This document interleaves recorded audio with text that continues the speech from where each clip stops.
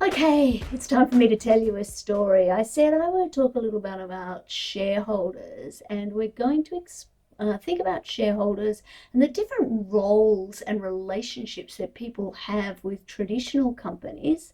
So later on, we can compare those roles with people who are involved in DAOs. But we're going to do that by exploring a really old case. It goes back to 1897. It was actually heard in 1896, and the events that led up to it happened well before then. In order to just think about what those different roles are. So basically, the facts in this case were as follows. Mr. Solomon was a boot manufacturer. He had a relatively successful one. He had a large family and a number of sons. And he basically reached the stage in his life when he was thinking about retiring, thinking about what was going to happen next. And he basically decided that it was time for him to sell his boot business to his five eldest sons. I don't know how many extra sons there were, or daughters for that matter. And his wife, she wasn't going to be left out either.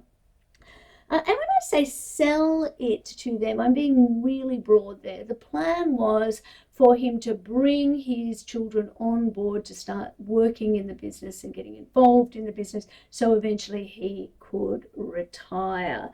And so rather than actually do this as a partnership, he decided that it was a good time for him to set up a company. And so effectively he did this. He created this company. Hopefully I can draw on this. Oops, that was not what I intended to do. Let me bring my pen up. For those of you following along on the recording, I will try and describe as well as I can. But essentially he created a company. And to that company, he basically sold his boot making business. So the business was sold in, and then as a consequence, the business became an asset of the company. In exchange, because the company is a legal personality that as a consequence can enter into contracts, basically there was a contract of sale. Technically we would call it a vendor financing contract, where the company basically took over the asset and then essentially issued some debentures. So let's just think of that as provided a security to Mr. S and his friend, Mr. Solomon, I should say, and his friend, Mr. Broderick, who was the other lender. So essentially what they had done is there was a company, it now owns a boot making business. It issued 20,007 shares all up. 20,001 of those shares went to Mr. Solomon. One each went to 5 of his sons, and 1 went to his wife. 2 of the sons, most favoured ones, they, together with Mr. Solomon, became directors. So, great. As a consequence, what we have a security holder in the form of Mr. Broderick, basically who is receiving interest from the company on the debentures that have been issued. They're secured debentures. Mr. Solomon also has some of those debentures. And then there's a group of suppliers, they supply leather and tacks and hammers, the place that he rented, all of those kind of things. They enter into contracts with the company for the supply of their goods and services. The company also owns the boot making business, and of course it will have its own customers as well, who basically come along, get new boots, feel very happy about those, and move on.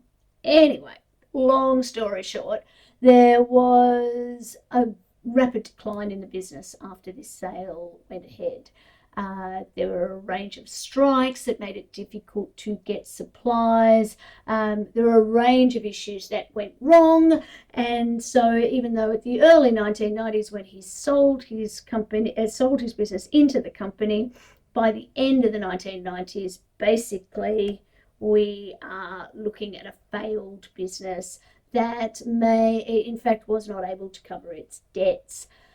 So basically what happened, now you'll remember that Mr. Broderick and Mr. Solomon both held securities. So basically £5,000 was repaid to Mr. Broderick. That was everything that was owing to him, and he was happy. All that was left at that stage was £1,055. Essentially, the company paid that remaining amount to Mr. Solomon.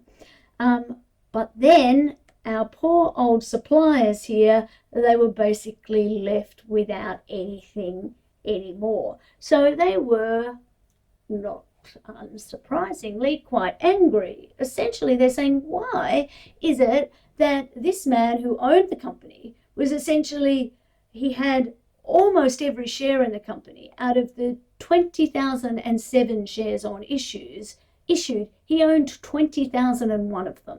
So he's the owner of the business. He's a director and the manager of the business. He is the one that is in control. It's got his name on the door, for heaven's sakes. So why should he get paid out before we do, just because he's got security?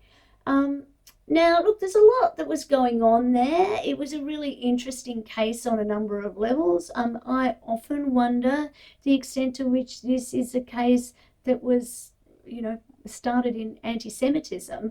Was there a belief that the fact that this was a Jewish family, would that make the courts more sympathetic? But it was a really beautiful test case in the sense that there really wasn't a lot of difference between Mr. Solomon and the company itself. Now, ultimately, the court upheld the payment to Mr. Solomon. They said that he was a secured creditor, and even though he was also a shareholder and also a director and the original owner of the business, that the purpose of having a company is, in effect, to allow entrepreneurs to take risks and know that their legal liability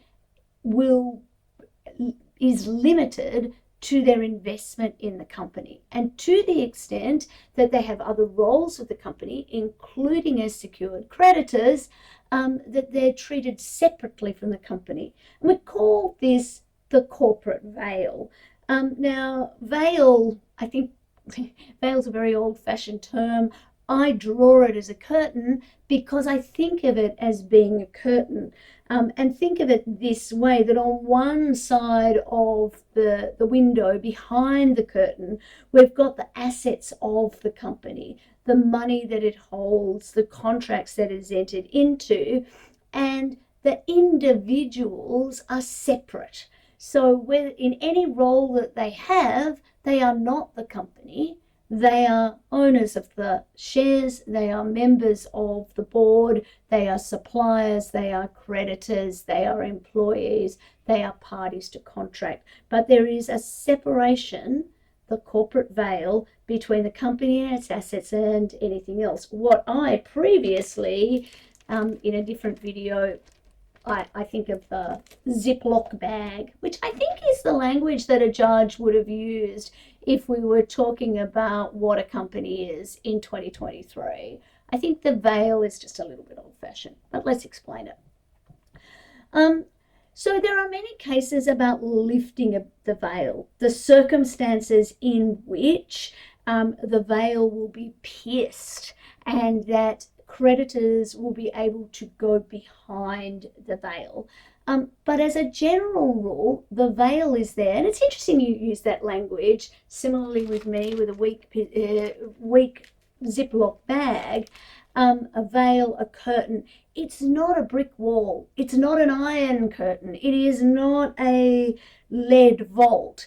It is a veil that stands between the individuals and the assets of the company. Now, it's not easily moved aside, but it can be moved aside where there is fraud, where a company trades insolvent, for example, where the directors don't actually meet their obligations. And in some cases, there may in fact be laws that step in and override the veil, tread on the curtain, to use some dramatic language, particularly when we're talking about personal safety or the safety and protection of employees, for example. But because a company is a separate legal entity, when the veil exists, then the company's property belongs to the company. The company's debt is the company's debt. It's not the director's debt. It's not the shareholder's debt. It is the company's debt. Companies can contract, and that means they can contract with other legal personalities, including their members, directors, and outsiders.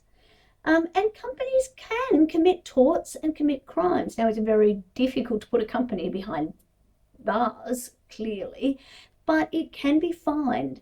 And to the extent that a company is fined for a criminal activity and the pool of funds is insufficient to cover the obligations of the company, the veil isn't pierced to the extent of going to the underlying shareholders. Now, sometimes it does go to directors, particularly if directors haven't complied with their obligations under the relevant law. In Australia, that's the Corporations Act. But as a general position, and it's not at all uncommon for directors and shareholders, for individuals to hold both of those roles, we don't reach through the veil to the assets of the individual.